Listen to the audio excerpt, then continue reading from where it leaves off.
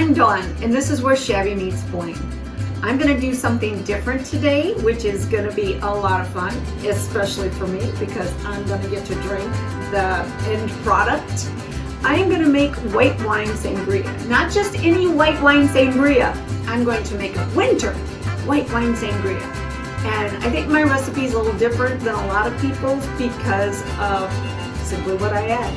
I'm gonna start though by making some ice molds for a little more decoration and appeal when you're looking at that beautiful jar of sangria when we're done. I'm starting with an actual cupcake mold. This is a baking silicone mold, and I've already taken some rosemary and I am just gonna take it and push it into the mold. Next, I'm going to add some pear slices, and I'm going to take my smallest ones and layer into the bottom in between the rosemary we just put in there. These are going to look so pretty floating around. And as your ice melts, all you have to do is just take a spoon and get the rosemary out. Or you can let it in there if you like the taste. Orange slices, these are going in next on top of everything. And if they don't fit in there just perfect, what you can do is take your knife and give it a cut to the center of the orange, and then you just turn it a little bit and it'll lay in there real nice. On top of it, instead of just plain water, I am going to use a sparkling Fuji apple water, which will also go in our sangria. Let's hope this doesn't explode on me. We're good, we're good. So I'm gonna fill all these guys, and then I'm gonna do a second one. But can you imagine how pretty these are gonna look floating around in our sangria? Now it's on to the main event, actually combining all of our ingredients to make that sangria. I'm going to use this beautiful pitcher. And what I've done already is I have cut up all the rest of my pears, and I have, since it is winter white wine sangria, I put a little snowflake in the middle of each and every one of my pears.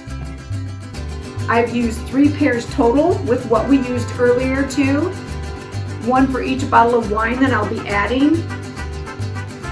And I like that the actual fruit pieces are a little chunky, because when they are soaked up with the ingredients, our wine and our other liqueur we're adding, they are so good. And you can just munch away on them. I am adding 1 more orange, and it is more for just a little bit more color, because remember we had in our ice molds, we do have 1 orange. Get them layered in there. And then I have 3 apples. Once again, 1 for each bottle of wine. With my apples, I did slices for variety.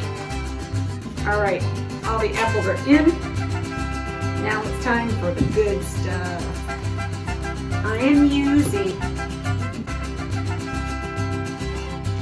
a sweet white wine.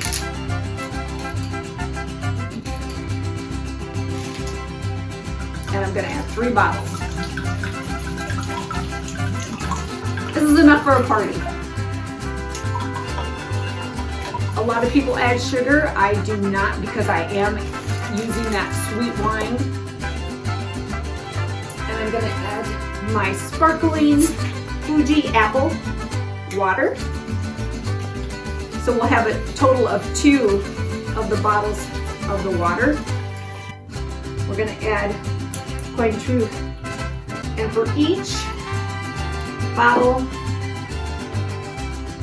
of liqueur, you're going to add about 1/3 of a cup. I'm just going to get crazy and put 1 cup in. And we're going to stir. You should smell this. Oh my goodness.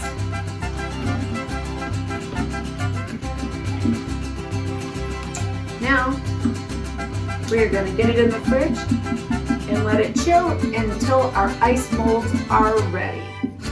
And then we're going to have some winter white wine sangria. As you can see, I've inserted our ice molds. My second mold was cinnamon sticks and cranberry.